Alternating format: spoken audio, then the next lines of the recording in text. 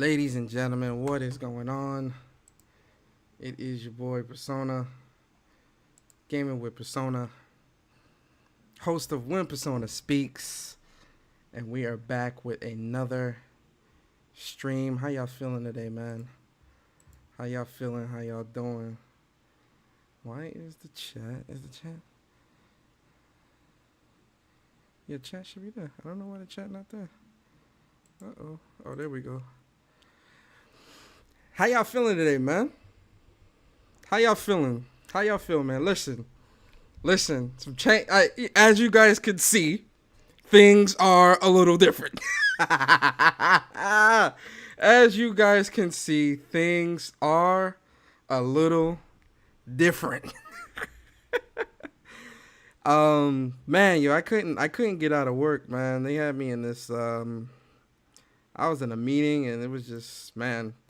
It just I couldn't get out of it. I had to be there, so it was definitely something that kind of threw me off because I was originally supposed to start at 5:30, but again I was in the meeting, and like literally as soon as I got out the meeting, I wolfed, like I was hungry as hell. I haven't eaten anything, so I wolfed something down, and then I came through to the stream, man. But yo, let me know how y'all feeling, man. How y'all feeling today, bro?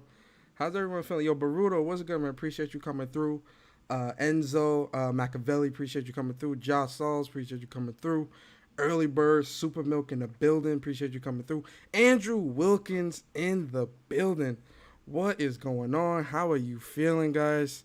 How is everything today? Let me know how y'all feel, man. Round of applause. Big round of applause for y'all, man, because y'all are most definitely appreciated. And as you can see, guys, the stream is on point. You feel me? We got the overlay and everything on point. Like I said, for any newcomers to the channel, anybody that doesn't really know, that may be new or maybe tuning in, this channel is going to continually to grow and get better. The quality is going to continue to grow and get better. The presentation is going to continue to grow and get better. Listen, man, Yo, Andre 6K in the building. I'm fired up. You feel me? I'm fired up. You feel me? I walked through. I turned on the TV. I had to, when the Last of Us 2 stuff came on, I had to step away from work for a second. For those that don't know, I'm working from home because the whole pandemic or whatever. We don't need to get into that. So I stepped away for like 20 minutes because I'm like, yo, this requires my undivided attention, right? So as soon as the Last of Us comes on, I'm like, what you doing to me, baby? What you doing to me, baby?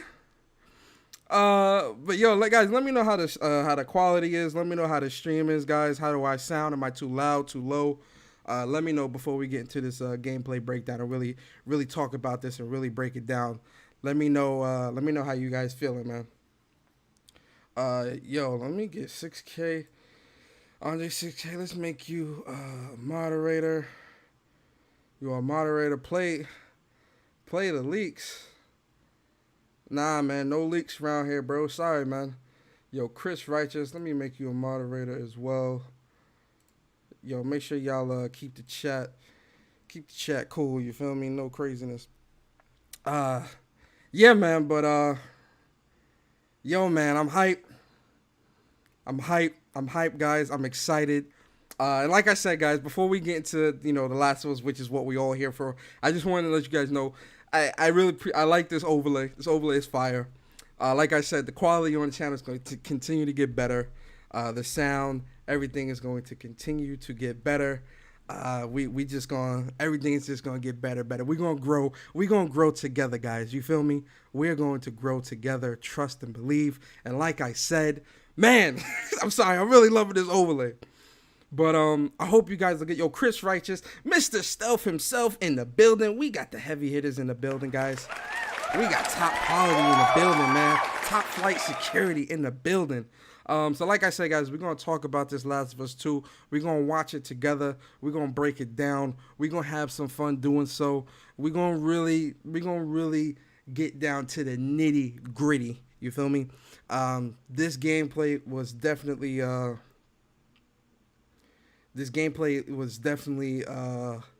some top quality, man. This was top quality right here. You feel me? It was definitely, man. I'm so hype. I'm so excited, man. I don't know, man. I keep asking this question. I was asking this in 6 podcasts as well. Is this next gen? Is this next gen? Because this looking mighty next gen to me, ladies and gentlemen. I don't know. You guys going to have to tell me. You guys are going to have to tell me, man. I don't know. But let's watch this together. Get your popcorn. Get your drinks. Kick your feet up. We about to watch this together. And we're going to break it down. You know, I'm going to give my thoughts as we watch it together. And I'll give my final thoughts at the end and kind of talk about how I'm feeling about the game and this new gameplay and stuff like that. Absolutely cannot wait for this game. Josh, that's a fact. I can't wait for the game, man. This game got me hyped. This game got me excited. I can't wait. I just can't wait, man. Like, my excitement was already through the roof. You feel me? But now, oh, I can't contain it, man. Yo, G Junior, what's good, man? Appreciate you coming through. I can't contain it, man.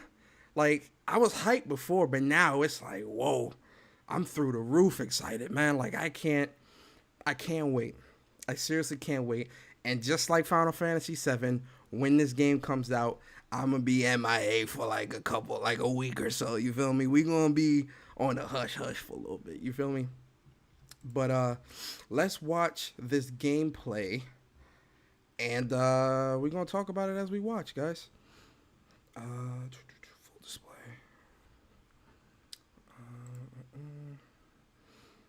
I understand. Wish to proceed. All right, guys, kick your feet up. Like I said, kick your feet up. We about to break it down. Make sure we at the highest quality. We're gonna do 1080p because we ain't built like that. You feel me? Not on this computer.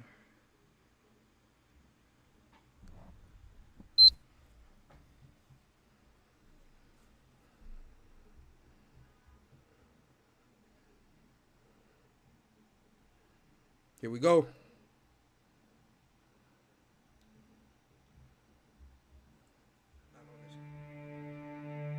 I know you wish things were different.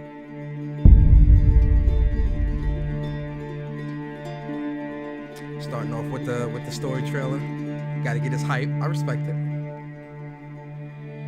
I wish things were different. Oh yeah, I need info on Ellie! The MP as well, the MP fire. But they ain't.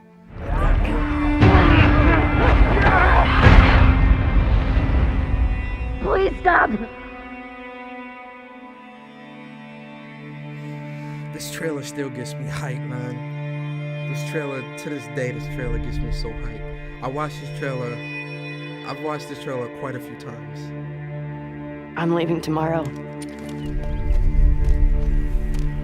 Yo, Vedra, what's good, man? Appreciate you Do this coming smart. through. Yo, my hype is through We'll the be roof, leaving Vedra. Jackson vulnerable. My hype through the roof. It can't be So contained, they just get to man. get away with this? It cannot be contained. How'd you find us? Yo, Josh, that's a fact. The crafting. You can't stop this. We can definitely put that down and talk about that as well. I want what you want. I love that those drones. Not an interest.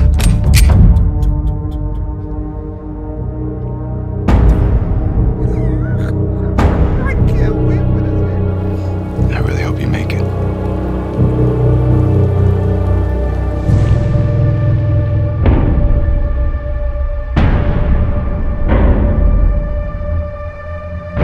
I have to finish it. Wait, let's stop for a second because, hold on. If you look, we're gonna mute it because I want to be able so you guys can hear me. If we look, we're gonna stop it at the right second. Hold up. That's the chick from the demo. At least I think that's the chick. They look like her. I could be wrong. That's the chick from the demo that we about to watch. That's her. Am I wrong? We'll see. I have to finish it. There's a cost. That's her again. We see her again. We see her a lot in this trailer, which leads me to believe that she might be somebody important. We could have killed you. Maybe you should have. It is her, right, Andre? Yeah, it is. We see her twice. If you think about it, we see her twice in the story trailer. And this is me with my tinfoil hat on, but I think there's a reason why they showed. I mean, they probably showed the trailer to kind of get us hyped for what they about to show and state of play, whatever. But with the tinfoil, let's throw the tinfoil hat on for a second. They showed this trailer. We see, because honestly, I wasn't paying attention too much to as much as I've watched that trailer. I didn't really pay attention to her until we seen the gameplay demo. Because the gameplay demo, we see her at the end, and I'm like, okay. So then I'm watching the story trailer again. I'm like, wait, that is her. And that's her again. That's her again. She shows up more than once in this story trailer, which leads me to believe she's very important. Very, very important to the story. But let's continue, guys. I'm Neil Druckmann, Vice President of Naughty Dog and the Director of The Last of Us Part 2. What's good, man? Appreciate We're just a you few coming weeks away from launch on June 19th, when the game will finally be in your through. hands. That's a fat Chris. The wait has been long, and we're I see extremely Chris grateful tweet. for your patience, especially now in the midst of these unprecedented and challenging times. We hope you're all taking care of yourselves and that you, your friends, and your loved ones are doing well. Because of these extraordinary circumstances, we can't be together in this final stretch and share the experience like we usually would. So today we're trying something different. Something we've never done before.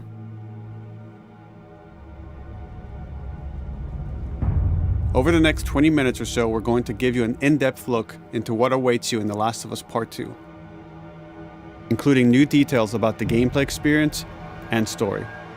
And to cap it all off, we'll be showing a never-before-seen, lengthy gameplay sequence. You'll definitely want to stick around for that. For sure. Don't worry, Neil. We sticking around for that. We're definitely sticking around for that. I don't know what happened. I was supposed to take her to the Fireflies and walk away. They were actually going to make a cure. The only catch, it would kill her. The Last of Us Part 2 picks up Ellie and Joel's story several years after the events of the first game. Ellie and Joel have settled in Jackson, Wyoming, amongst a thriving community of survivors.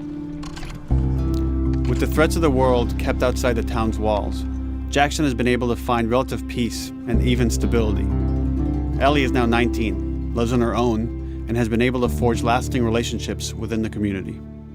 Scale of 1 to 10. How would you rate our kiss from last night? However, this peace is short-lived. Jackson and Ellie suffer a violent and traumatizing event. Ellie sets off back into the treacherous outside world in search of retribution and justice. Her journey will... Look at one thing I want you guys to pay attention to. I want you guys to pay attention to, just pay attention to the world, right? Especially when the game demo comes out. I want you to pay attention to just how much detail and how big this world is. It's crazy, especially when we see the gameplay demo. I was amazed at how large that area, like how large of an area it is that you could play around in. Like here showing like this house right here, like I'm pretty sure like this is more than likely going to be a scene, or I should say an encounter where you know it's probably going to be some of the enemies or whatever in here, and just look how big the house is. Like it's just beautiful. It's crazy. will take her to new parts of the country previously unexplored in The Last of Us. The story spans multiple seasons and climates, from the snow-capped mountains of Jackson to the lush Pacific Northwest. Each introduces a wide range of exterior and interior environments for you to navigate and explore, rendered in meticulous detail and unprecedented scale with the latest iteration. Look, just look at the scale. You know, they're Neil is showing you this to help you get an understanding of just how large this game is, right? Just how big a playground you'll get to play in. It's crazy, like just how vast this world is and how big this world has grown since Last of Us. Kudos to Naughty Dog. Of the Naughty Dog engine. Our goal was to make these environments not only beautiful, but feel as grounded and authentic to the cities they're based on as possible. Much of the story unfolds in what remains of Seattle, a massive former quarantine zone. Its locales are incredibly diverse, spanning a dense city center with a skyline of towering high-rises to the beautiful suburbs and stormy waterfronts that surround it. Bro, look. Yo, could you imagine like being in this area with this type of immersion where you got the lightning going on or whatever? It's dark. I feel like this area, what's this, the aquarium, waterfront aquarium. So I feel like an area like this will definitely be a clicker type of area, or like an infected type of area. Again, adding, for those that are new to the channel, I'm real big on immersion. I love when developers try to really put you into the game, like, add to the immersion, the sound effects, just the enemies, like, everything. I'm excited. The city exhibits drastic shifts in architecture, elevation, and weather. And with Part 2, we've introduced new traversal mechanics that afford greater exploration and ways to navigate threats. Ellie is not only able to climb and jump over gaps, but she can use ropes to scale vertical terrain or swing over obstacles, allowing you to discover new areas, resources, and side narratives. I like this because it adds verticality to the game. One thing about Last of Us 1, not to take away from Last of Us 1, because Last of Us 1 is amazing game. By no means am I trying to take away from it, but I think adding to the verticality with Last of Us 2 really does open up how you approach encounters and how you approach the game. Just because in Last of Us 1 you were very grounded, very, like, there was no swinging from ropes. There was, like, how Uncharted is. I feel like with this game, it's a bit of Uncharted. It's a bit more Uncharted-ish. I know that's not a word, but don't knock me. Which I don't think is necessarily a bad thing, because one thing that makes Uncharted very great is Uncharted is a very vertical game, right? The story in Uncharted is amazing as well, but Uncharted's verticality mixed in with Last of Us's realism, I want to say. Last of Us's realism and Last of Us, how do you say, the realism and the environment and the immersion, I think, will really make for a great game, because Last of Us on its own is amazing, and and Uncharted on its own is amazing. So adding that verticality from Uncharted into Last of Us, I think it'll be a welcome addition. But I also think when you add something like that into a game and you give the player more options on how to approach encounters, I think you also have to look at it as the enemies have to be more difficult as well, because you don't want things to be too simple or too easy. Like, oh, I'll just swing a rope and, or I'll just climb over a car and so you really have to up. If you add this level of verticality, you also have to up how lethal the enemies can be. You get what I'm saying?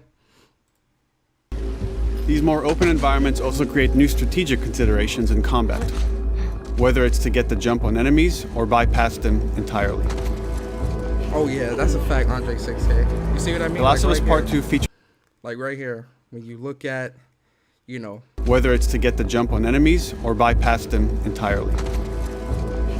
You see things like this, like being, you can bypass it, but I'm pretty sure, although he's saying that you can, like, use the verticality to bypass enemies, again, that's why you got the dog and all that other stuff in the game now. Yeah, you could bypass enemies, but I definitely think, especially if you're playing on harder difficulties, regardless if you're vertical or not, enemies are definitely going to be much more lethal. The Last of Us Part 2 features some of the largest environments we've ever created. Horseback riding will allow Ellie to quickly cover some of these expansive terrains. Some streets are so flooded that a boat is required to navigate them. So we got boat and horse travel. However, the world of The Last of Us is as lush and inviting as it is deadly. As Ellie uncovers the path to finding those who have wronged her, she must face the many threats of this unknown city. In the wake of the pandemic and the fall of the quarantine zone, Seattle has become a war zone, where two warring factions find themselves in an ongoing conflict for territory and resources. One of these groups is the Washington Liberation Front, otherwise known as the WLF. The WLF are a militia group that began as resistance to the military occupation of Seattle and eventually wrestled control of the city from them. They are highly trained, organized, and well-equipped with weapons they stole from the army. They occupy much of the city, imprisoning or killing trespassers on sight. Hey, we got another trespasser, a girl. Did you see her?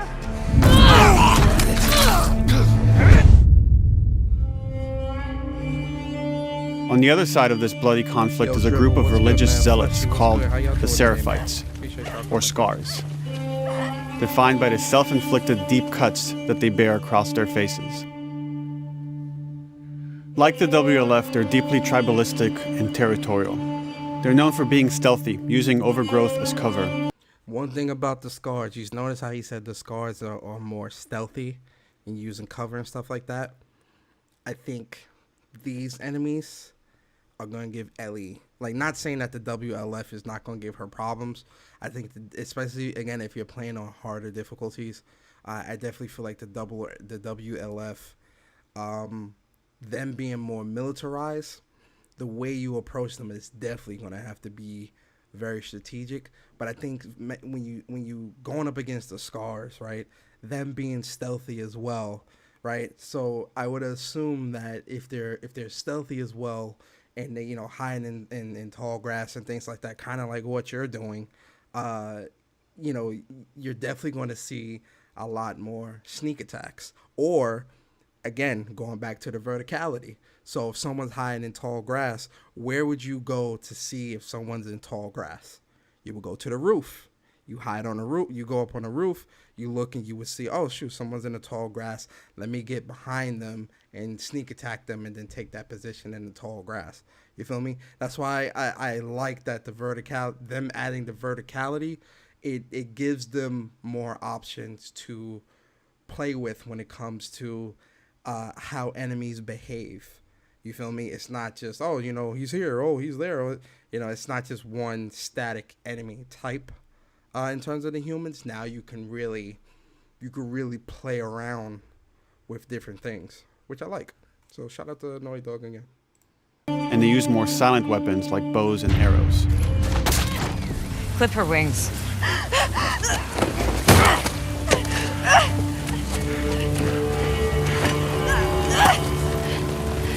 But beyond this conflict among survivors, the threat that originally brought the world to its knees is very much present.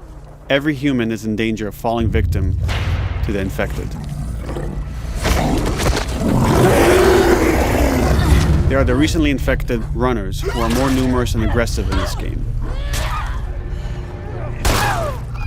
The blind but extremely deadly clickers, and the stalkers, who sneak and hide until they're ready to attack. Surprisingly, now listen, the stalkers, that's what's going to give, I already know, that's what's going to give a lot of folks problems, them stalkers. Because clickers was already crazy. Bloaters, clickers, and stuff like that, already crazy. Stalkers that hide from you and come out when you least expect it, trying to attack you. Listen, man, you gonna have to really be on your stuff when it comes to how you approach this game. Their victims with extreme agility and brutal violence. The Last of Us Part 2 introduces new stages of infected, such as the Shamblers. Large, heavily armored enemies that are covered in pustule. Upon getting close to you, they expel a corrosive spore cloud that burns its victims. That's crazy. But our most terrifying and lethal new forms of infected will have to wait until you play the game for yourselves.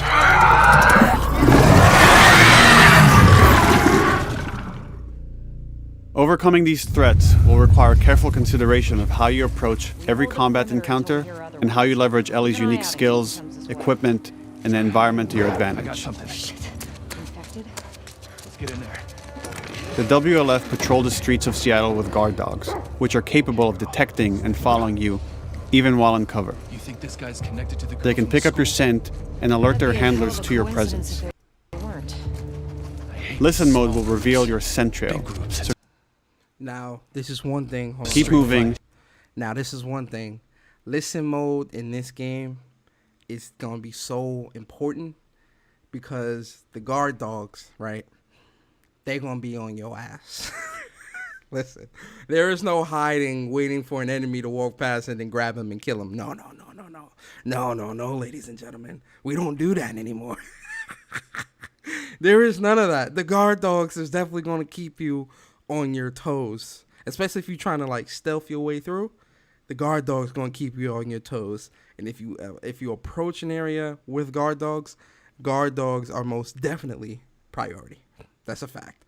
And if you're playing on like grounded or survival or whatever like that, listen, and there's no listen mode, guard dogs are just that much more lethal. And again, I love how they're adding in enemy types like this that really, you almost don't have a moment to think. You know, like the guard dog is always going to sniff you out. So you always gonna have to be moving around. The way you approach encounters is going to have to be very strategic. Again, especially if you're playing the harder difficulties, there's going to be a lot of running around, you know, moving around, trying to keep away from the guard dogs, for sure. And cause distractions to avoid detection. They could be hiding anywhere. 25 years after the pandemic began, the world is completely overgrown. Use tall grass to hide from enemies and go prone to stay out of sight. However, this form of analog stealth means you're never fully hidden. If enemies get close enough, they can discover you, even in grass. When Ellie is overwhelmed, running away is a viable option. You can also break glass or crawl through tight spaces to find new paths or areas to evade or take on your enemies. In any given combat situation, you can flee an encounter and re-establish stealth to regain the advantage. If you absolutely have to fight your way out, there are a variety of tools at your disposal. Ellie's more agile than most of her enemies. She could sprint and quickly dodge incoming attacks. Learning how opponents attack with different weapons and mastering the timing of your dodges will prevent you from taking damage and create opportunities to... Yo, you see that? Yo, Ellie is a monster. Yo, you see how she bobbing and weaving? Come on, guys. Tell me that ain't crazy. counterattack. You can use throwable items or well-placed shots to stun enemies before dealing a killing blow. Yo, is it me or does this game seem more brutal? Like, I feel like they upped the brutality of this game because, like, yeah, in Last of Us 1, you would definitely, like, you see the blood and, you know, you would, you know, when you kill enemies, they were definitely really, you know, it was somewhat gruesome. But I feel like here, like, yo, you really stabbing motherfuckers, man. Like, you stabbing and it's like you feel it. You feel them being stabbed. Like, the brutality in this game definitely got upped a bit, guys. Like, let's be real here. Look at Last of Us 1 and look at Last of Us 2. They definitely upped the brutality, which, again, I love so much because it just adds to that immersion. It adds to the overall feel of the game. Fire, man. Or using them as a shield to protect yourself or buy some time to figure out your next move. Look at that. Look at that. You really see, like, the... Guys. You really... Watch out, yo. Watch how she stabs Shorty. Figure out your next move. Matter of fact, I want to slow this down. Watch how she stabs Shorty, bruh. Watch how she stab her.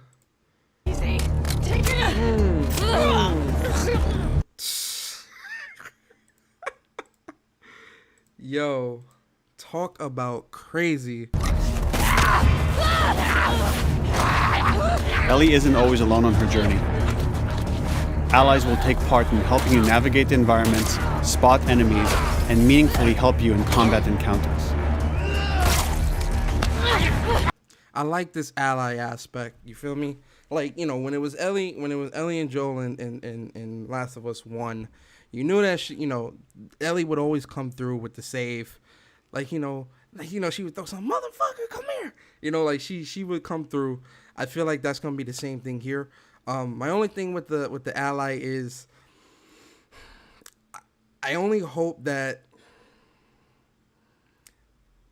the ally is smart, like really smart. I don't want him to be like on some crazy stuff. Even with stealth, like with the stealth aspect, I hope he's good. That's the only thing I'm hoping, and I'm pretty sure Naughty Dog has improved upon that vastly, because you don't just look at everything else. But I still just want to put that gripe out there, just so that it's out there and it's in the open. But I can appreciate the your partner being with you, helping you out in tight jams and stuff like that. I can appreciate it. Back off! Mo Zombie, what's up, man? There you go. Oh God! You see that? Got you now!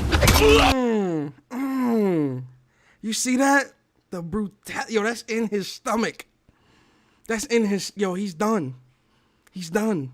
He's gonna either bleed out and die, or he done right here. It's done.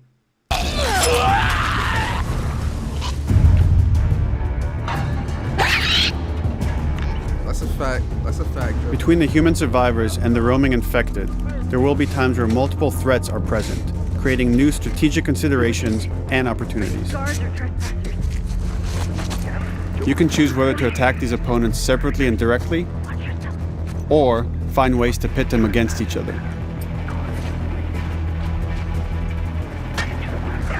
Flee as they fight, or wait until their numbers have thinned out and engage with whomever's left.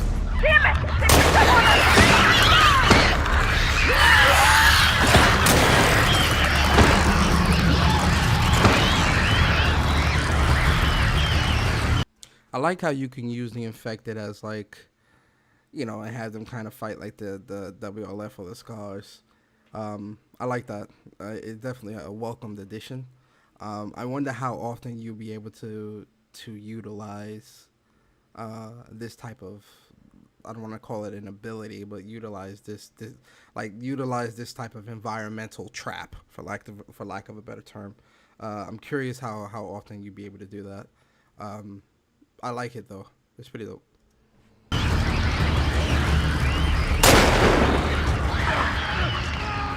Our goal is to create unparalleled attention, coupled with deep systems that give you greater control and influence over your journey. As you play. Now, I think we talked about this in a recent show, but I'll just point it out again. I appreciate how clean the upgrade, crafting, all that area looks. Like the menu and all that just looks so clean, looks so modern. Increased health plus 25%. I remember reading that they said that you wouldn't be able to get everything in one playthrough in terms of upgrades. You'd have to do, I don't know if they put 2 playthroughs, but I'm assuming you definitely have to do more than one playthrough, but I don't want to limit it to 2. I think it's 2, maybe more, but I know there's a couple of people that already have the review copies that said, it wasn't a couple, but it was one tweet that I saw where the chick, she was like, she's done her second playthrough and she still doesn't have everything or something like that. So that's, I like she's saying there's good replayability. So I like that they're making you really pick and choose how you upgrade Ellie and kind of making it situational. And what I mean by that is, the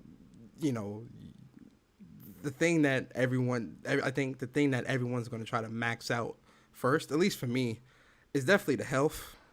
But then it's like, once you get health to where it needs to be, you really listen mode, recovery, whatever it is, whatever the other ones are, having to pick and choose what you need to upgrade. I think everything is going to be important, but I think whatever you choose not to upgrade within your first playthrough, you will feel to some degree, which again, it makes the player really think about the approach that they want to take in terms of upgrading Ellie to make her the best killing machine she could possibly be, which again, I appreciate. So Play, you'll be able to invest in a broad collection of crafting items, weapon, and player upgrades through training manuals scattered throughout the environment and scavenging for ingredients. These skills and upgrade manuals cater to a variety of playstyles, and the choices you make will create your own distinct experience.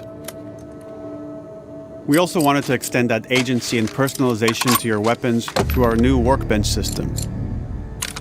Scavenge for parts to modify and improve your weapon's performance and attributes, all of which are visualized and become part of your character.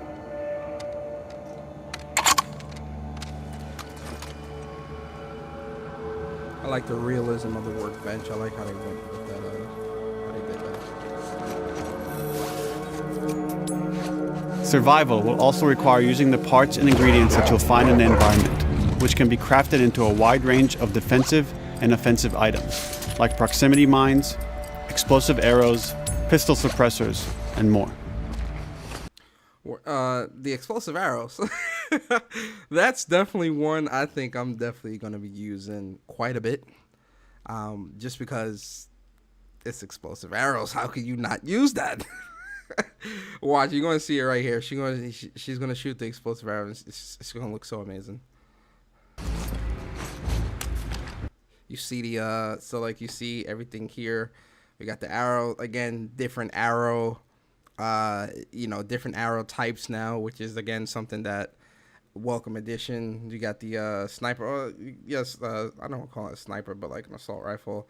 The silencer, again, you can craft silencers, put them on your guns, and you get like a 3-shot. With the silencers, you get like a 3-shot minimum on the silencer. I wonder if you can upgrade that to add more shots when you put on the silencer on a gun. The standard brick and Molotov section, I like how they kept this. They didn't really move none of this around, which I like. This is gas, and this is proximity bomb. Which again, I really like how clean everything looks. Explosive arrows for crowd control. Yes, very true, Chris Righteous. Explosive arrows, most definitely for crowd control. Which, again, I mean, knowing me, I'm going to be super reckless, and I'm just going to shoot the explosive arrow of, like, one enemy just so I can see him explode. So, but definitely for crowd control, for sure.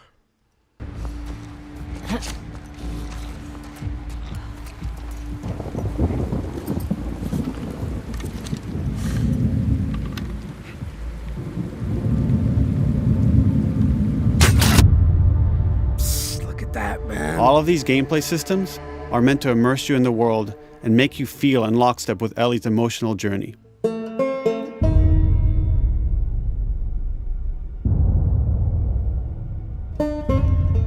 As we've said before, this is Naughty Dog's largest, most ambitious game. It may seem like we covered a lot, but we've only scratched the surface of what it's like to play The Last of Us Part 2. We can't wait for you to experience it all for yourself on June 19th. June 19th can't get here quick enough. Until then, here's an extended sequence of never-before-seen gameplay. Enjoy. This is weird. I love this gameplay. Here we go.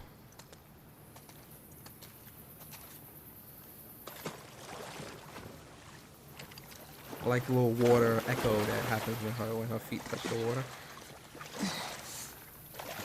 Nice area, nice woodsy area.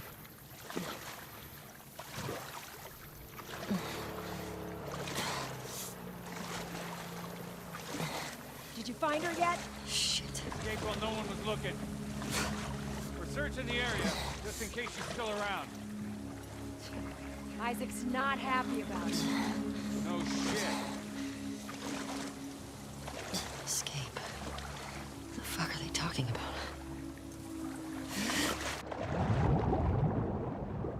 Beautiful underwater. Oh, that's so nice.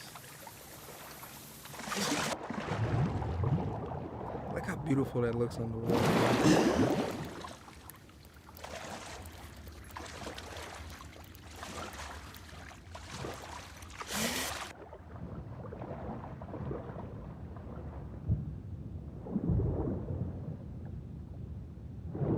Oh, that's a fact, Andre. She can swim. I love that too, actually. I love the fact that she can swim. She most definitely couldn't in the first game. I want to point out something with her face here. Like, wait till we grab her. Yo, look at her face, right? She looks so focused here. Like she's so serious. But then again, there's no like you could tell she's serious, but there's like no emotion in her face. I love how I don't know, that part I've always noticed because like she looks so different. Like she looks very, like this scene here, she looks very, very different because like the facial expression and like just how she is in the scene. I don't know, it just jumped out at me because even when I start the story with the story trailer, when you see this part and you see just how different her face looks here, I like it. They did a good job of capturing the realism here with the expression or expressing expressions without expressions, if that makes sense. Wrap your brain around that, guys. Don't make a fucking sound. Hands up. Shout out to the Vita. Shout out to the Vita. Big shout out to the Vita. Yo, PlayStation Naughty Dog. You boys and girls over there are something else. Shout out to the Vita. Yo, I really gotta respect the fact that even in an apocalypse, even during an apocalypse, they still got gamers out here trying to play these games. That's what you call a true gamer. With that Vita in hand, I respect it. Naughty Dog, PlayStation, I respect it. I respect you for putting the Vita in the game. When the game come out, you're gonna see a ton of screenshots from this scene from me. Especially if there's photo mode, which I think there is photo mode. Shout out to the Vita. That's all I wanted to say. Let's continue. Easy. Do you know a girl named Nora? Sure, yeah. Where is she? In the hospital. Where in the hospital? Yeah, they're clearing out the upper floors. She's somewhere in there. Nope. I did that. You again, guys, the brutality. Can we talk about it, please? Hold on. Look at that, yo. What's going on? The brutality is crazy. The brutality is crazy. Amazing. I love it.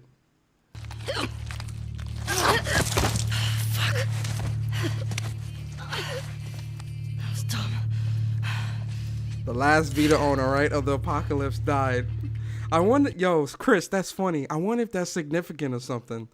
Now that I'm thinking about it, let's put our tinfoil hats on for a second, guys. What if her killing the Vita owner is like PlayStation's way of saying a few Vita's officially dead or something like that? As like I don't know. Yo, Chris, you got my tinfoil hat on, man. You got the antennas is moving. Shout out to Hotline Miami, by the way.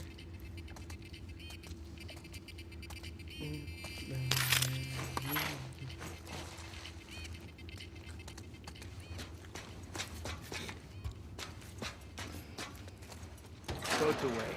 Word is we're almost wrapped up. Good. I got my girl waiting for him for Bob. You shit me? They put you with Joe again? Upstairs. Hey, we get the job done. I bet you do. Oh, this is not fair. I'm telling you, man. Data soldier. It makes these shifts so much easier. Sure. I'll keep that in mind. Fuck. Sounds like scars are getting closer. Hope that's our guys executing those freaks. Hey, did you hear why we're all getting called up to the fob? Yo, did you hear the sound? Did you hear the sound that his head made when she shot the bullet? You gonna hear a lot of that. I heard that Isaac wants us to retake all of downtown. I heard we might take the fight to them. Oh, no way. Not after what went down last time. Even Isaac isn't that crazy. It's what I heard.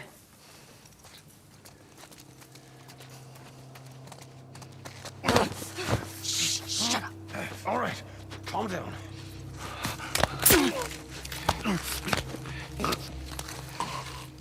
Oh, the programmer for the game is living in your neighborhood? Oh, wow, that's what's up.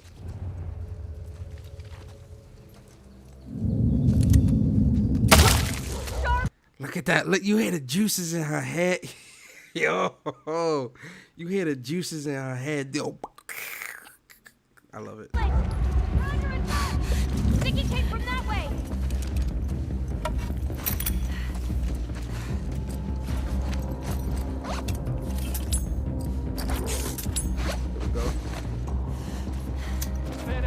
Now, I'm not gonna lie, as a pet owner, I mean, not an owner, but as a pet lover of cats and dogs, you know, I love pets.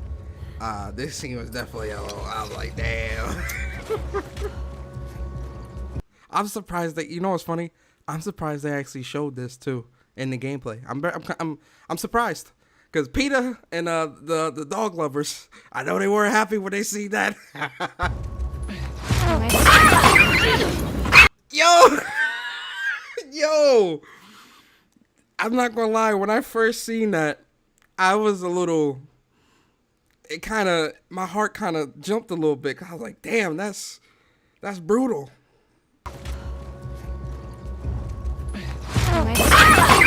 It's gotta be done though. It's gotta be done, bro.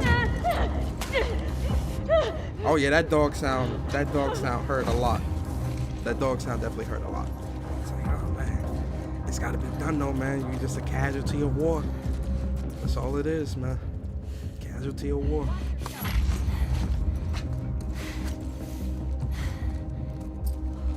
Watch this. Lay down, bruh. Look how big the area is.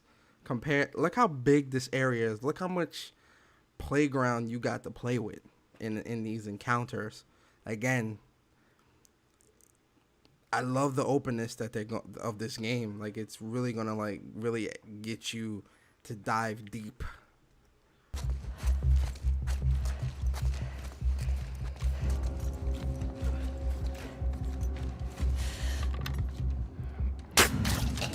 Just like that.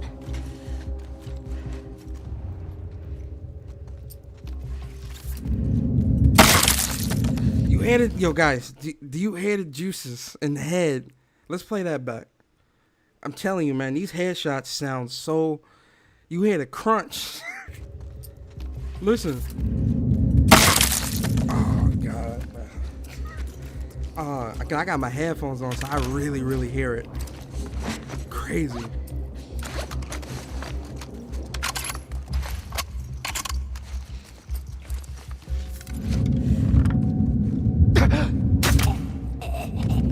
Saw movement. I'll go check it out. I got you covered. Holy shit! Shit! Here we go. No, over here! Drop her now, crook! Asshole! What you doing? Two to the liver real quick, to the ribs. I found her! Bro. Yo, you see that? Yo, play that back. Yo, do you see how big them nails are, or those knives? My fault. The knives on that bat, on that plywood, whatever you want to call it. You see how large that is? Watch my man. She took half his face off. She took half the man's face off. Watch that again. Look how large. Yo, guys, look how large these hold on, man. Look how large those knives are. Look how large that is. If you get smacked in the head with that, you ain't living. There's no living through that. If you get smacked in the head with something like that, you're done. Watch how she take the face off. I found her! My God, bro. My God. My God. Right over there!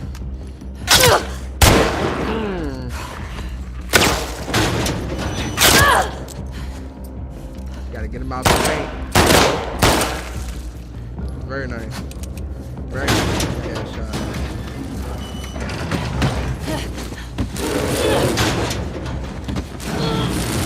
the knives on that, man. The knives on that thing is crazy. Find another way off. If you get hit, you're not living. Especially if you get hit in the head. Yo, why those look like railroad spikes? I'm not even kidding. Them things look like railroad spikes. You ever seen what a railroad spike look like?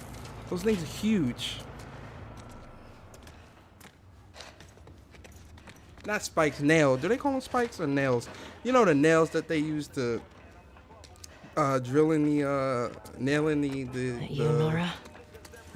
shit, I can't even think of the name of it. Yeah, the nails that they use to hold in place the tracks. I think those are called spikes. I could be wrong. Shout out to Ice Cube.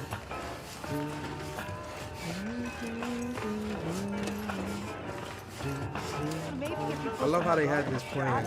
Like, today's a good day. What the fuck was Abby here? I'm not stupid. You're gonna tell us where she went. When Isaac talks to us about this... I'm getting tired of this. Nora. Nora!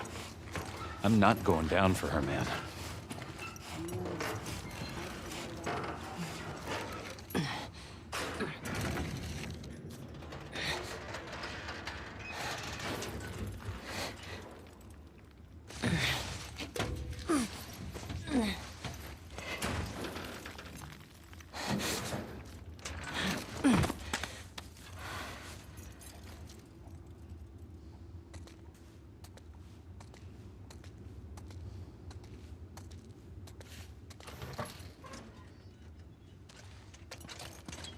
Don't scream. Put that shit down. Put that shit down. Yo, listen. You know what she said? Put that shit down, yo. I love the gangster right now. Put that shit down, yo. I'm clipping that, and that's gonna be on Twitter. Put that shit down. Yo, when your kid in the store and he pick up an Xbox One X, put that shit down. Yo, that's getting clipped. I'm sorry, but go ahead. Let's go. Put that shit down. Put that shit down. Yo, Ellie gangster, man. She gangster with it. I like it. You remember me? Yeah. You remember me. How you end it? Put that shit, yo. DeAndre 6K, put that shit down. Listen, guys. This game is amazing. I don't know how else to put it. I don't think people understand just how great this game is. This game's amazing.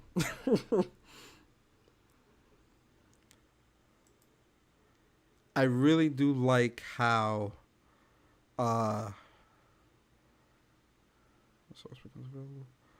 sorry. I really do like how I really like how they're really just like going all out with this game, right? Very few developers can. Dana's younger sister. Could be. It could be. I really do like how like I was saying, very few developers can outdo themselves, right? When you create greatness, that's the bar, right? Very few developers, they either get to the bar.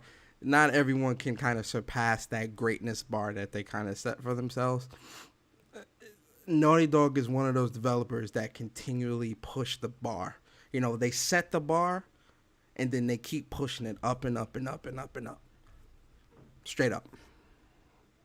Like, with every game, that bar just keeps going higher and higher and higher. Because they setting the bar. Naughty Dog is continually setting the bar. Continually. And then it's like, when the next game come out, bar up a little higher. Like, oh shit, they surpassed themselves. This game, I'm saying this now on stream. This game may go down as one of the greatest games to ever release in the history of video games. Straight up. That's my opinion. You know, you don't have to agree. There's plenty of games that are like great, like, and when I say the history of games, I'm not saying that this game trumps every other game to ever come out. But I think when it comes to, because I mean, listen, we got Final Fantasy 7, Final Fantasy 12. There's tons of games that are like the greatest games to ever come out. I think Naughty Dog, I think Last of Us 2 belongs on that. Let me play it.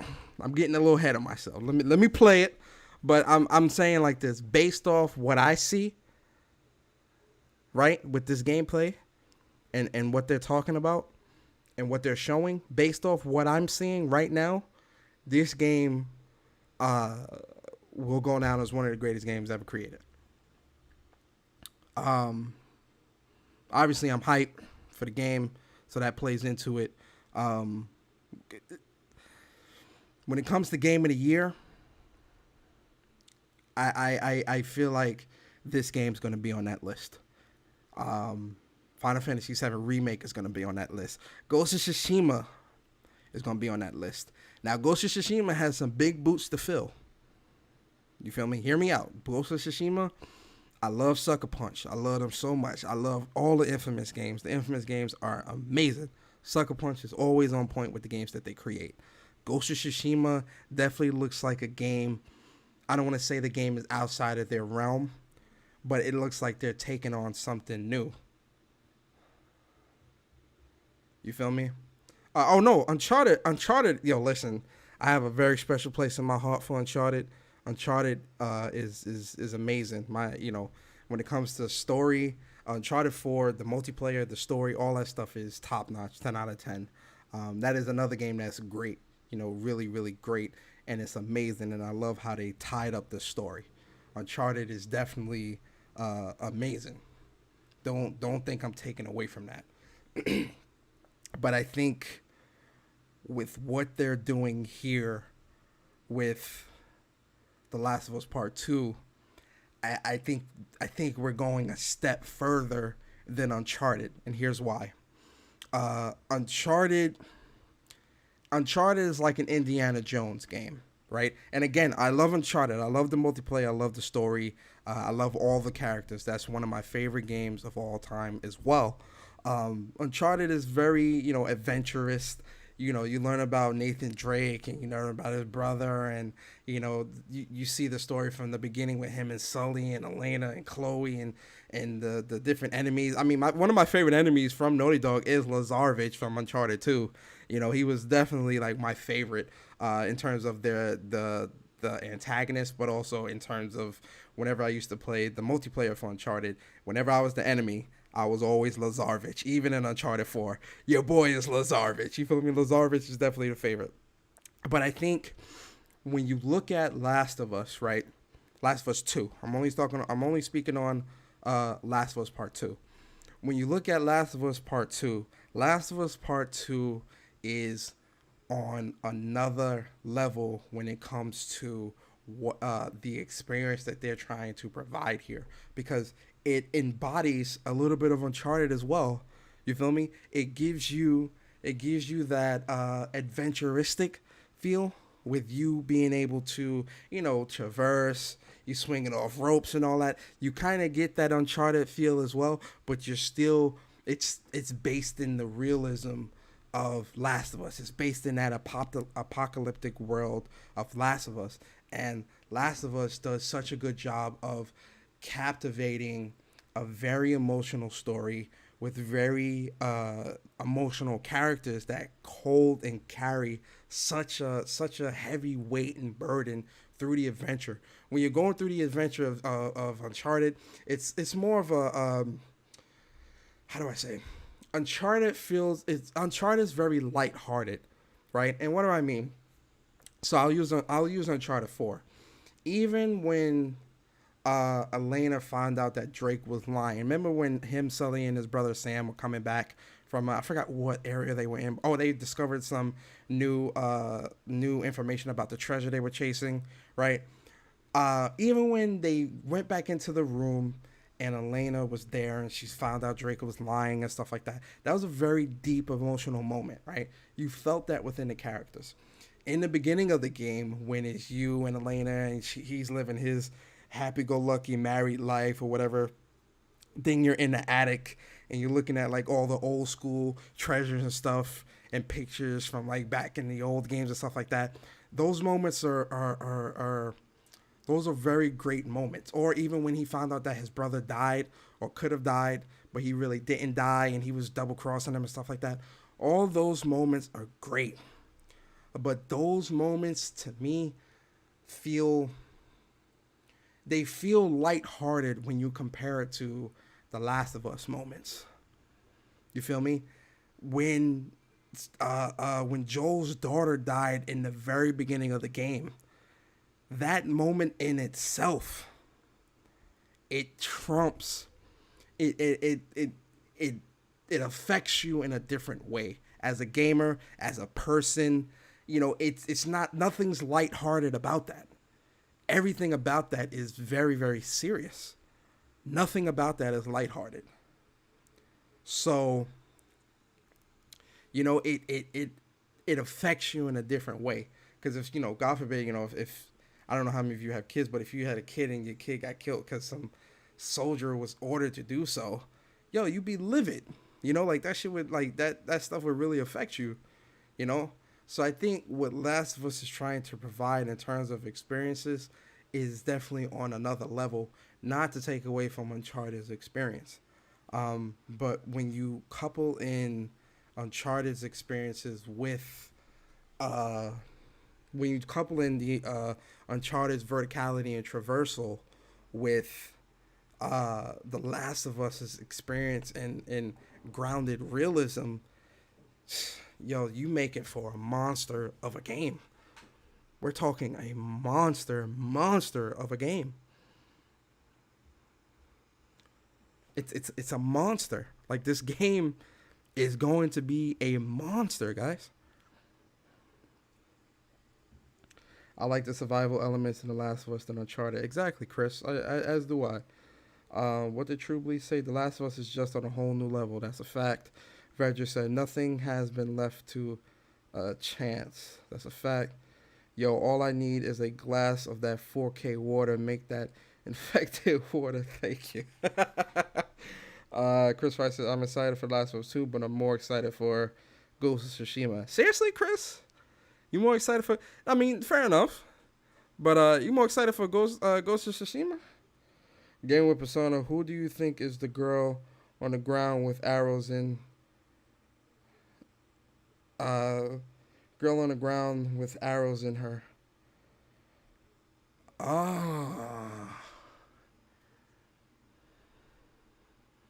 That's a good one. You know, the girl on the ground might be Dina. Or what's the chick name? The her little girlfriend name? I forgot her name. It might be her. Or it might just be somebody random that she's like coming into a room and she sees. Oh no, that's not Dina. It don't look like her. Or whatever her name. It's not Dina. I forgot her name already, Lord. It might just be like a random... I don't know. Naughty Dog is good for like throwing in random stuff just to kind of throw you off. That might just be some random dead person that she goes into a room and she looks at and sees, and just they're showing you the brutality of it. It might just be somebody's, like, just some random shit. Like, no bullshit. It might just be something random. Oh yeah, the first game Last was goddamn. Yeah, it was on another level. It's Dina, right? Yeah, I forgot her name already. It's Dina. It might be Dina. It might be. We're no telling. But yeah, Last of Us 2 is this game. I mean, I was already hyped for the game, like very, very hyped for the game. But this gameplay, it put my hype levels to another level. It put how excited I am for the game on a totally new level, and it's definitely something that I can't wait to get my hands on. Like it's like these next 2 weeks is gonna be crazy. A crazy long wait. Honestly, it's gonna be hard. It's really gonna be hard. I'm not gonna lie. It's gonna be really hard to wait these 2 weeks. Really, really hard. Her name is Dina, right? Yeah. Chris writes to say, yeah, I like melee-based combat games with swords, ninjas, samurais, plus open world with lots of meaningful secrets in the. I'm a sucker for. Yeah, fair enough. I think with Ghost of Tsushima, I'm because I like Japanese culture and stuff like that as well. I like the old school, like I love samurai movies, like old school samurai movies and stuff like that, so that within itself definitely has me really, really excited. I do love Japanese culture. It's definitely something that I'm excited for. When it comes to Ghost of Tsushima,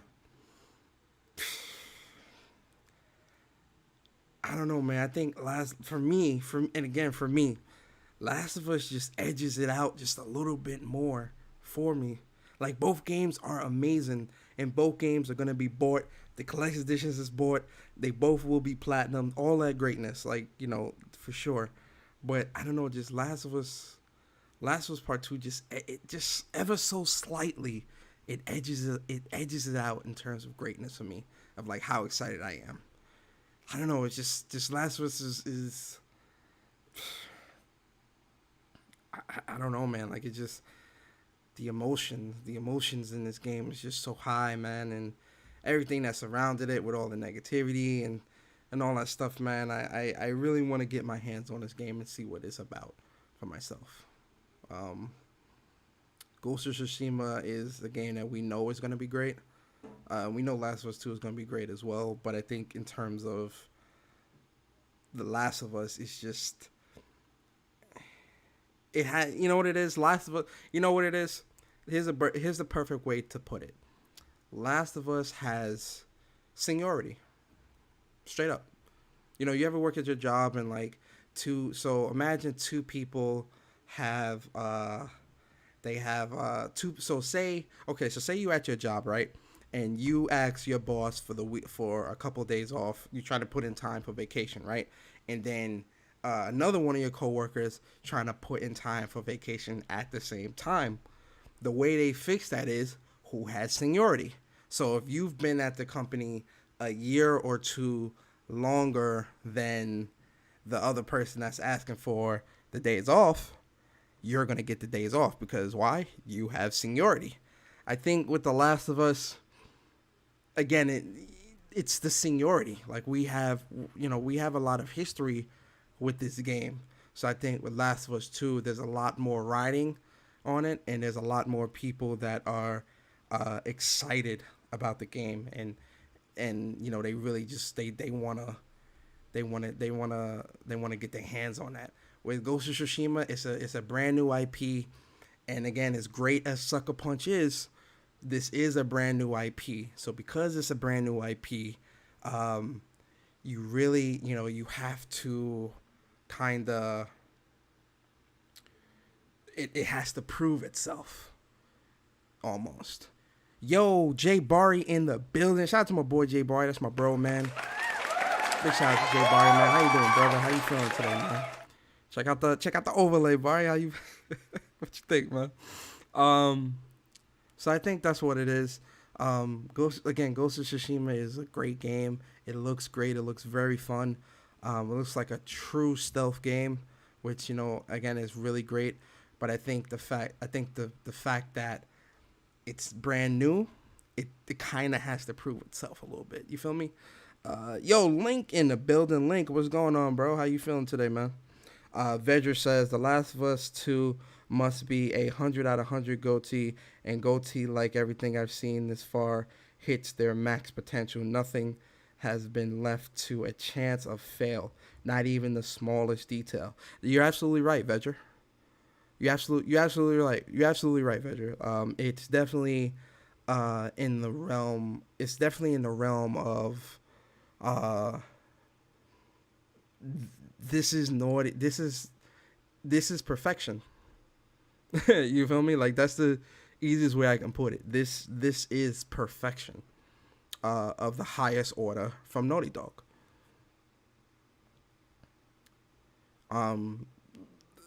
They have some big boots to fill. You know, but even with the big boots that they need to fill, I think they're gonna fill them. Oh, you done moving, Barry? There you go. That's how you do it, man. My boy move into his new place. He good. Chris Righteous says, see how USPS gamers can be excited about games and debate which ones will be better from the first party. That's competition within studios that make great games that are only available on our platform. Yo, shout out to Chris Righteous with the facts. Shout out to Chris Righteous with the facts, man. The fact that we're sitting here debating on which two studios of the same under the same console maker are making the better game. What I say on Twitter the other day, guys. What I say? I said PlayStation gamers are eating like kings.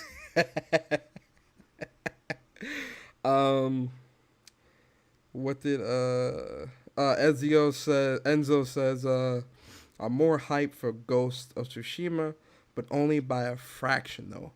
But damn, we finna end this generation with 2 PS4 bangers. Yes, sir. Yes, sir, indeed.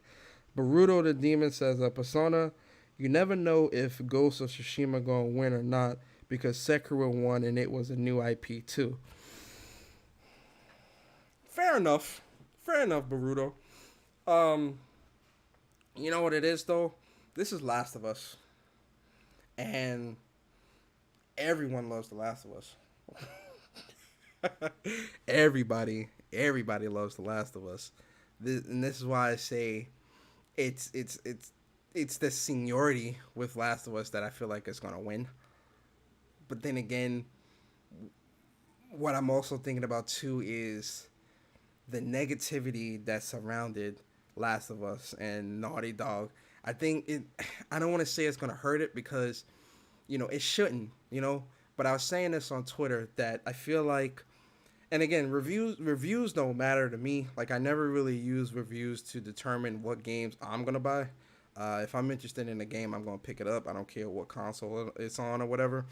But I feel like when it comes to reviewers and how they approach their review of this game, I think that there's going to be some developers that are going to be afraid to voice their excitement for this game.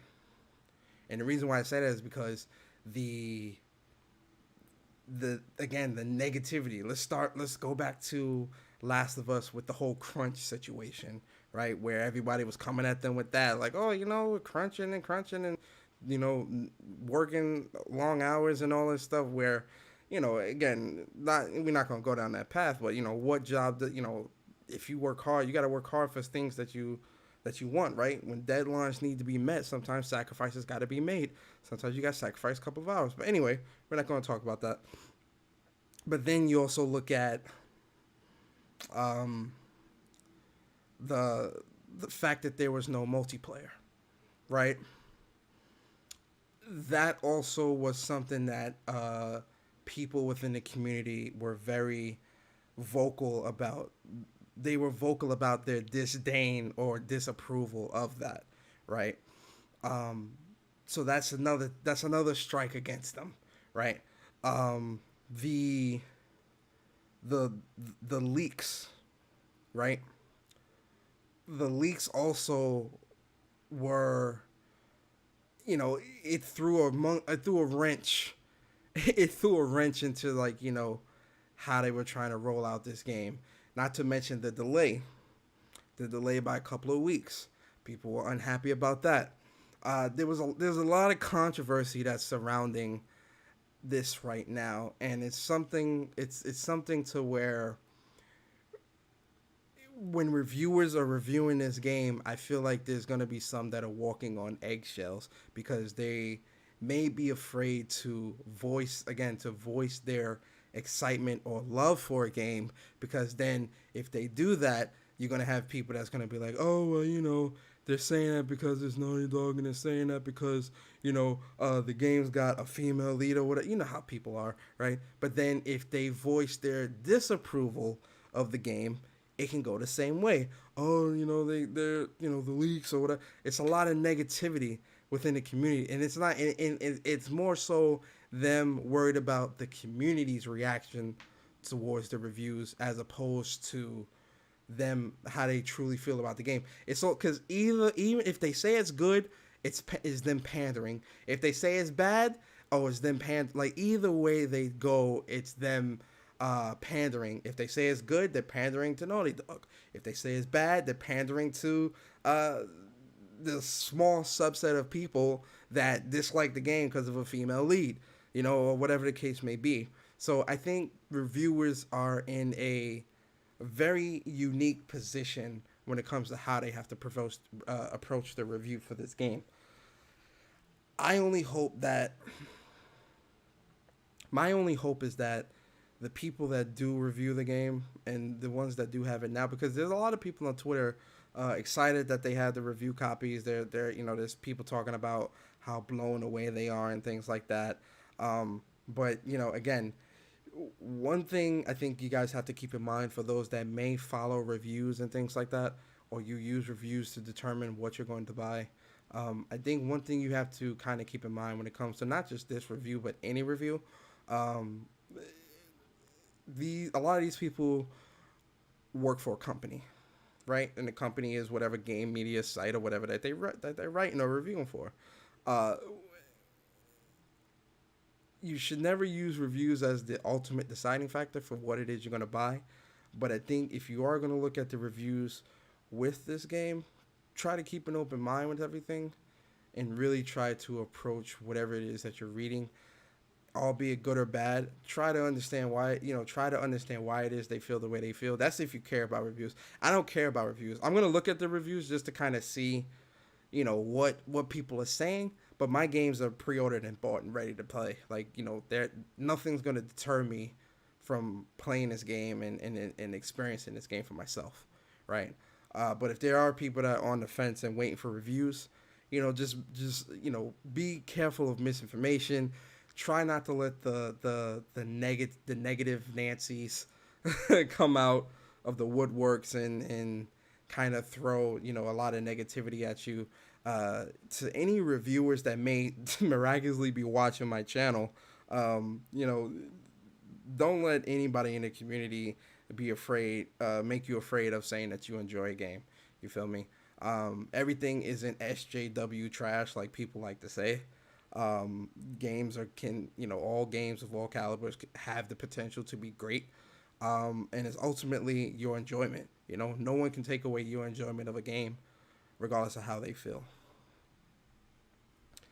Vedger said, I wish more third-party devs would have the kind of perfection to their game development. I wish that as well, Vedger. I think when it comes to third-party developers, I think it's more so the publishers that are kind of like keeping a leash on them and kind of keeping them on like how far into the creative realms they could go, or how much time is allotted for for them to create the game, So I think there's a lot of variables that come with that, but I agree. Baruto says, yo, Persona, did you know that Jin from Ghost of Tsushima Japanese voice actor was the voice actor of Zoro of One Piece? I seen that article floating around somewhere. I seen somebody say that on Twitter, which is dope. I'm not really a big well, I'm kind of have one foot in, one foot out when it comes to One Piece. I never really got into the show, but it's funny because I do like the games, the One Piece Pirate Warrior games. I do like those games a lot, and that's probably because I really enjoy Musou games. But I also think it's because like the way they tell the story in those games is kind of like straight to the point, and I like it. I like it. Like it's really straight to the point. So I like that. So, but One Piece is all right in terms of the show. Link says we get Minecraft Dungeons, which is an Xbox first party game, and Sony bangers. Facts. Chris Righteous says The Last of Us 2, Ghost of Tsushima, Final Fantasy 7 Remake, Persona 5 Royal, Nihon 2, Cyberpunk 2077, Yakuza 7, Grand Blue Versus, not Fantasy Versus, possibly Guilty Gear are all 2020 games that can only be played on one platform. What a time to be a gamer. Yeah, I say this all the time, Chris Righteous. There's no better time than now to be a PlayStation gamer. Oof. Man, oh man, I'm telling you, man. There's no better time than now. Verger says, Crunch is great. That's why we aren't watching on kinda state of Decay 3 gameplay right now. Yo, Crunch can definitely be a great motivator to some degree. Chris Righteous, don't forget Babylon's Fall, Gungrave, Gore, and Lost Soul Aside. Aren't we supposed to be getting Babylon Fall this summer? I thought that game was supposed to be releasing this summer. I don't know if that's still happening or not. But I remember Babylon's Fall was definitely supposed to be a game that we were seeing. Not only that, but I don't think we're getting Grand Blue Fantasy Relink. I don't think we're getting that this year. Not in America, at least. Japan, it may release this year. I don't think that's coming to the West this year. Not at all. I don't think so. Same thing with Lost Soul Aside. I don't think Lost Soul Aside coming out this year either, man.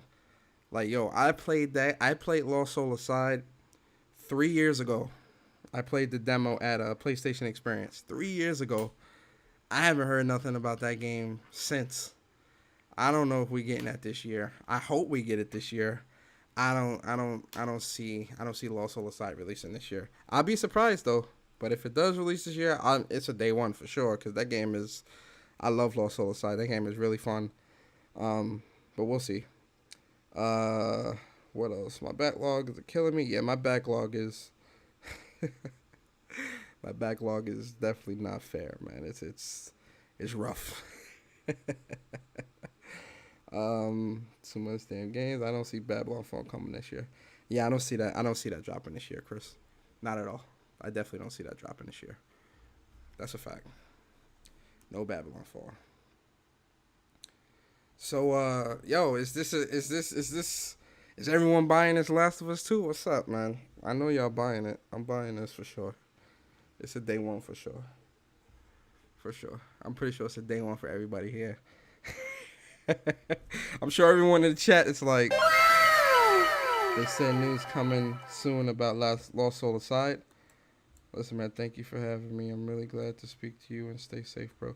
Yo, Baruto, I appreciate you coming through, bro, man. Real talk. Big shout out to you, man.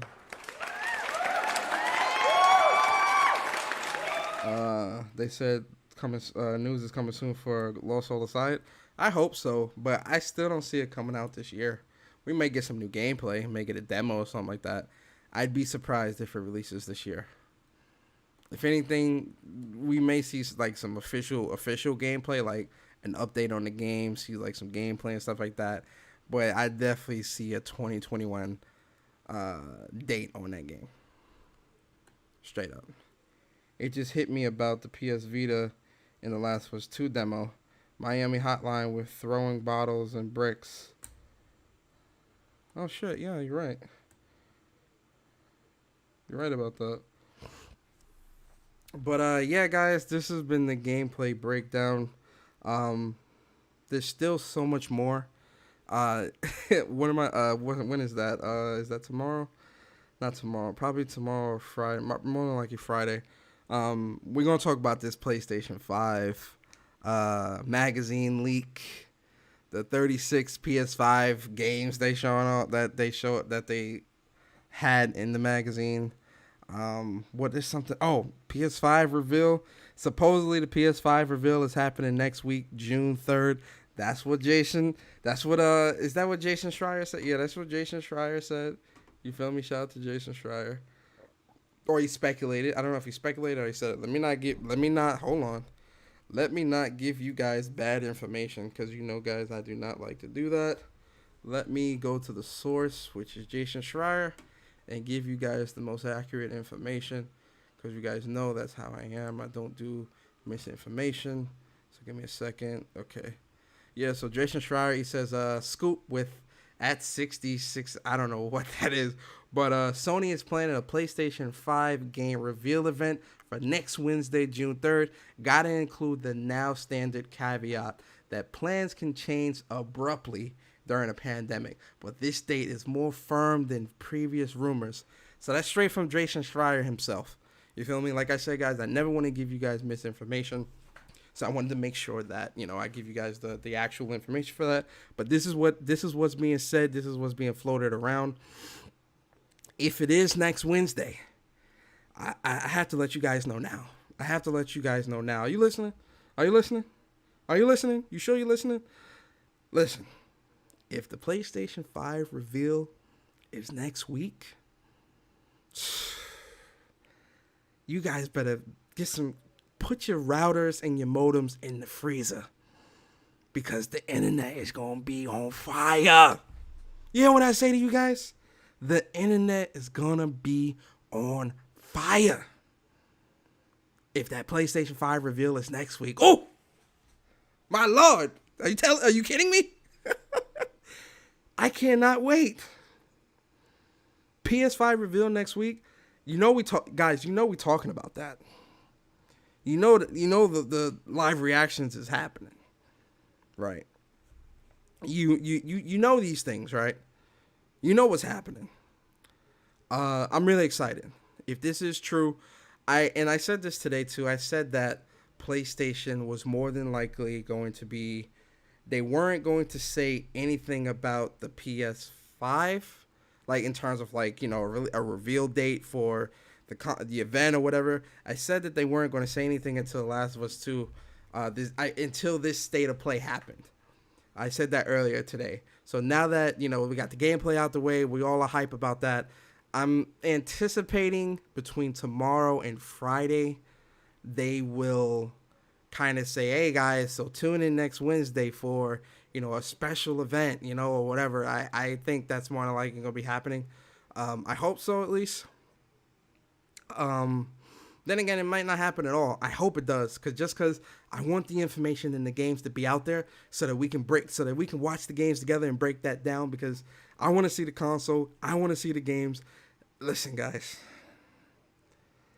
the internet's going to be on fire, man. I can't wait. I can't wait, man. I can't wait. I'm really excited. I'm really, really, really excited, wholeheartedly. But yeah, guys. So yeah, we're gonna cut the stream here. I do appreciate you guys coming through, man. Big shout out to Andre 6K. Big shout out to True Bleed 420. Big shout out to Mr. Corleone, Chris Righteous, Enzo Machiavelli, Jay Barry. Shout out to Barry coming through, man. Shout out to Vedger. Shout out to Link. Who else came through? Shout out to Absolute MMA. I know Josh Saul was here. Mr. Corleone, I see you. Appreciate you coming through, bro. Sam Walton, appreciate you coming through, bro. Who else came through? Trying to get you guys in the chat. Cypher Ball came through. Shout out to Cypher. Who else? Dribble. Shout out to Dribble coming through. Razzie. Appreciate you, Razzie, for coming through. Baltimore MVP. Appreciate you as well for coming through, man. Fleshy. Shout out to Matt. Fleshy, appreciate you coming through, bro. Who else came through? Caution, appreciate you coming through. G Junior, appreciate you coming through. Yee Boy, appreciate you coming through. Mr. Stealth himself, Sarge, appreciate you coming through. Andrew Wilkins, appreciate you coming through. Super Milkshake, appreciate you coming through as well. I appreciate all you guys, man. I really do thank you guys that support the channel. Appreciate you guys that support, support the channel and subscribe and share the videos and like and all that great stuff. I thank you guys. I really appreciate y'all. Thank you for the support. I hope you guys enjoyed this gameplay breakdown. It was fun to chop it up with you guys. Like I said, either tomorrow or Friday, we're going to talk about the PlayStation Magazine leak. So stay tuned for that, man. If you haven't subscribed to the channel already, make sure you subscribe, like the video, share the video out. You can follow me on Twitter at Persona Speaks. The link to my Twitter is in the description. Also, if you want to join a really cool laid-back community, you can join the Discord. Join my Discord. The link to my Discord is in the description as well. And also, if you're looking for some awesome YouTubers that you can kind of listen to their content as well, Sick Humor TV, shout out to him. You can check him out as well. Also, my boy Jay Bari, definitely check him out as well. Link to his channel is in the description. Definitely check him out if you haven't already. And yeah, guys. Oh yeah, and also Mr. Stealth himself, Stealth Guy Gaming. Make sure you check him out as well. He's got some pretty good content. He streams a lot, plays a lot of games and stuff like that. Some real gamers. The people I tell you to go listen to and watch, these are real gamers, man. Like, these aren't people that's faking it for acceptance and for the funk. These are real gamers, guys. These are people that's going to always be real with you, people that are always going to give you 100%, be honest, give you the facts, things like that. I try to steer you guys to content creators that they care about gaming and care about the craft, the integrity of gaming and whatnot. So make sure you support these guys if you haven't already. And I appreciate all of you for coming through. I hope you guys have a great night. Please be safe, and I will see